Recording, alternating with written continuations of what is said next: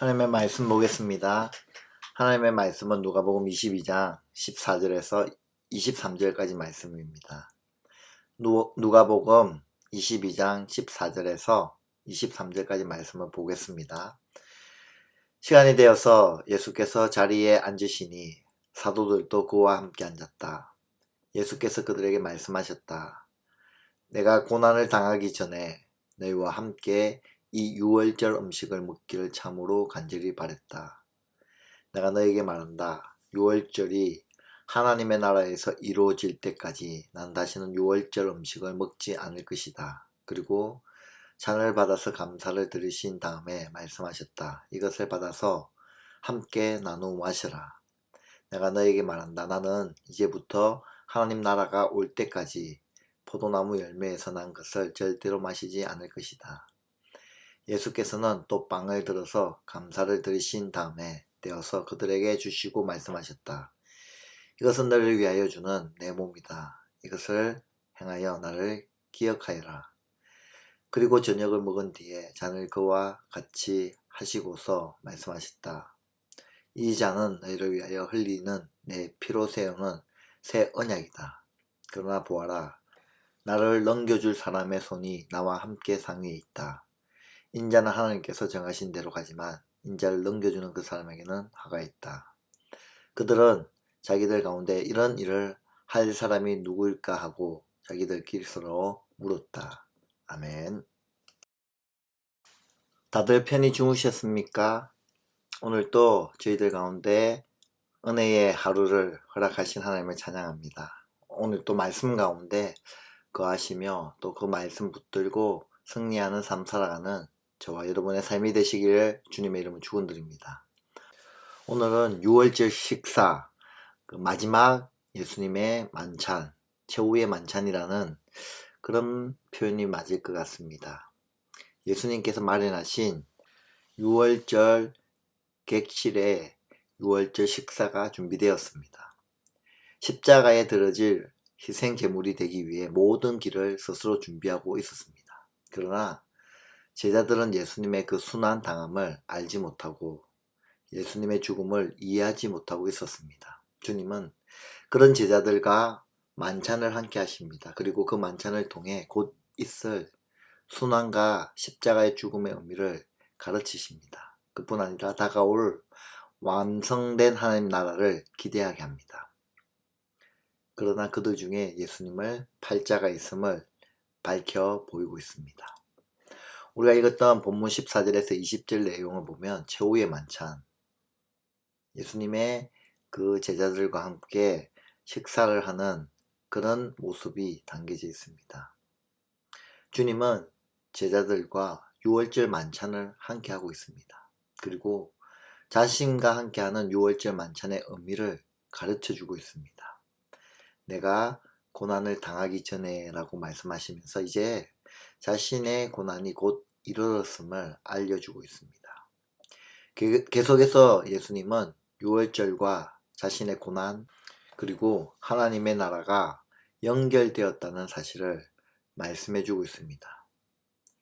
유월절에 흠없는 어린 양은 죄가 없이 죽임을 당하는 그리스도를 보여주는 것입니다.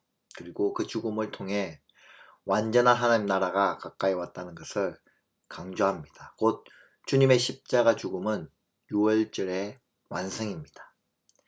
유월절의 완성은 완전한 하나님 나라, 죄와 사망의 속박으로부터 자유하는 나라입니다. 그러므로 이제 주님의 백성들은 더는 유월절 음식을 먹을 이유가 없게 됩니다. 단지 주님께서 가져오실 완전한 하나님의 나라를 소망하며 주님의 만찬을 기억하며 살면 됩니다. 유월절 식사에는 모두 4번의 잔을 듭니다. 첫 번째 잔을 들고 기도 후에 썬 나물 등 정해진 음식을 먹습니다. 이집트에서 고생한 일들을 상징하는 절차입니다. 집에 있는 가장은 유월절 만찬에 대해 설명한 후에 두 번째 잔을 듭니다. 그리고 무교병과 유월절 양 등을 먹는 순서가 있습니다. 축복기도 후에 다시 잔을 듭니다. 세 번째 잔입니다. 이 세 번째 잔은 본문에서 주님이 잔을 받아 감사 기도하신 잔이 바로 이때의 잔입니다. 이 잔을 차례로 나누어 들게 됩니다. 그리고 마지막으로 한 번 더 잔을 들고 나서 모든 순서가 마치게 됩니다.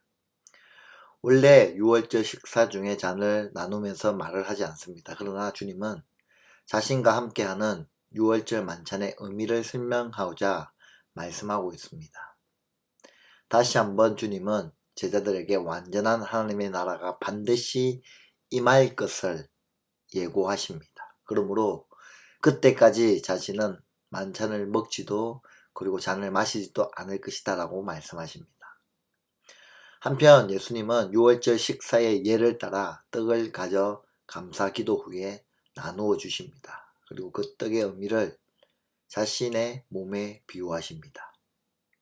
근데 예수님의 몸이 누구를 위한 몸인지를 보여주고 있습니다. 바로 자기 제자들을 위한 몸이었습니다. 다시 말하면 주님의 몸은 죄인된 우리를 위해 내어주시는 거룩한 산제물, 죄인이 죽을 십자가에 대신 죽음의 값을 치르시는 희생제물이었습니다. 그러므로 예수님은 이것을 잃어버리지 말 것을 당부합니다. 앞으로 죽음과 부활 그리고 성천 후에도 계속해서 이런 그리스도의 사역과 실존을 잊지 말 것을 요구하신 겁니다. 예수님은 네 번째 잔을 들어 그 잔에서 자신의 피를 기억하게 하십니다. 십자가에서 흘리신 그 피는 자기의 위한 피가 아닙니다. 자기 백성들을 위한 피입니다. 그리고 자기 백성과 세우는 새로운 언약의 증거라고 선언하십니다. 우리는 주께서 피로 세우신 그 언약을 따라 그의 백성으로 그의 자녀로 살아가고 있습니다. 계속해서 21절에서 23절에 보면 배신할 자를 예고하고 있습니다. 여기서 주님은 제자들을 한 사람씩 돌아보십니다. 자신을 배반하고 팔 자가 그 자리에 함께 있다라고 말씀하십니다. 주님은 그가 누구인지 알면서도 그 이름을 말하지 않았습니다. 왜 그렇게 하셨을까요? 혹시 그때라도 회개하고 돌아오기를 바라신 것은 아닐까요? 예수님은 그를 긍휼히 여기시며 말씀하십니다. 십자가를 지는 것은 주님의 일로서 이미 작정된 대로 순종하실 것입니다. 그러나 그 일에 자기 욕심 때문에 예수님을 배반하는 자는 하가 있을 것을 말씀하십니다. 제자들은 다들 돌아보면서 충격에 빠진 얼굴이 됩니다. 예수님을 배반하고 예수님을 팔아버리는 자가 도대체 누구란 말인가? 혹시 나는 아닌가? 라는 생각을 각자가 하게 되는 것이죠. 오늘 말씀의 적용 부분입니다. 여러분 성도라면 대부분 예수님이 하신 그 말씀과 예수님의 그 일들을 다 알고 있습니다. 예수님이 이 땅에 오신 이유도 알고 오셔서 하신 증거들도 압니다.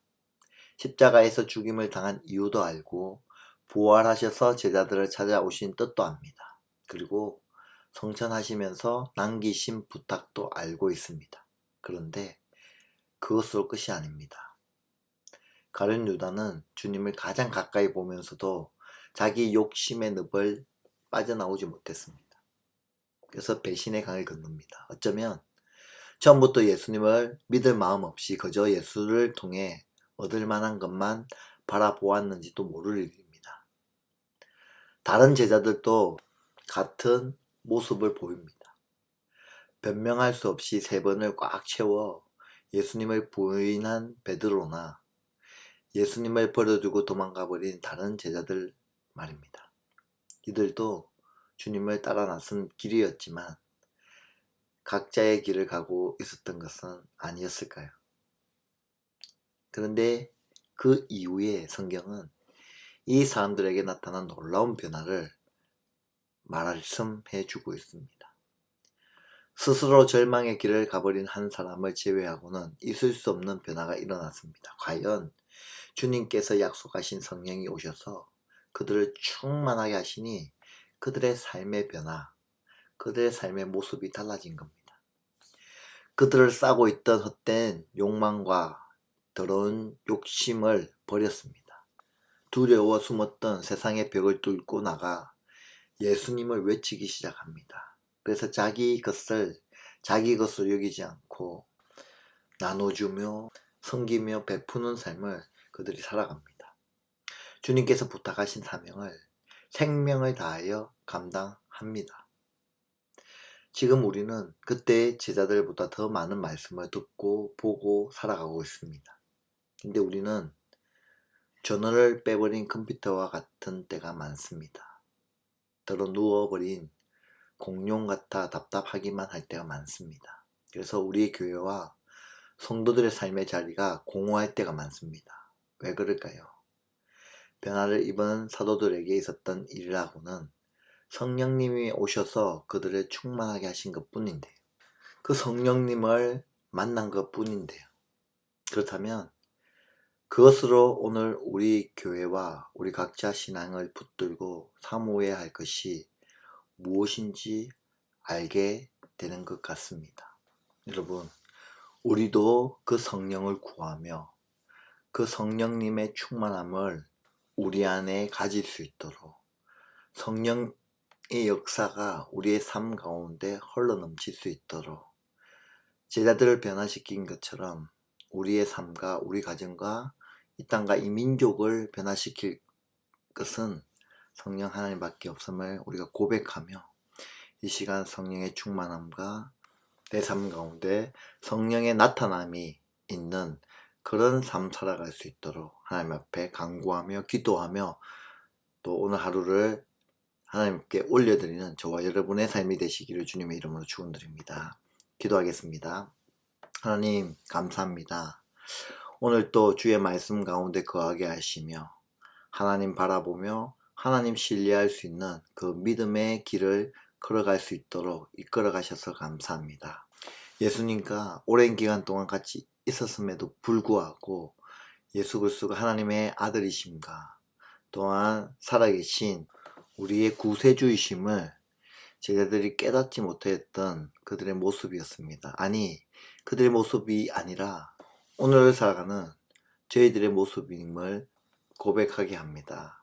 하나님, 그런 제자들이 성령 충만함으로 성령을 만남으로 인하여 그들의 삶이 하나님께 전적으로 헌신하며 나간 것처럼 우리도 성령의 내 안에 내주함으로 인하여 충만함으로 인하여 우리의 삶의 변화와 또 가정의 변화와 또 직장의 변화와 나의 삶의 영역의 모든 삶의 영역에서 변화가 일어나는 것을 경험하며 맛보아 누릴 수 있는 저희들의 삶이 될 수 있도록 축복하여 주시옵소서.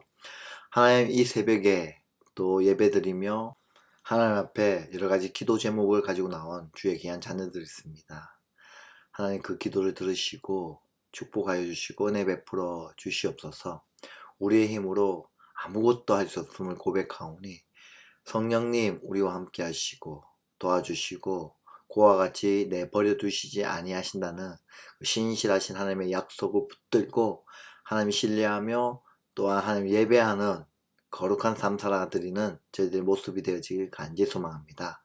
오늘의 삶을 주의 보혈로 덮어주시며 우리의 삶을 축복하여 주시고 이끌어가 주실 줄 믿사오며 살아계신 예수 그리스도의 이름으로 기도드리옵나이다. 아멘.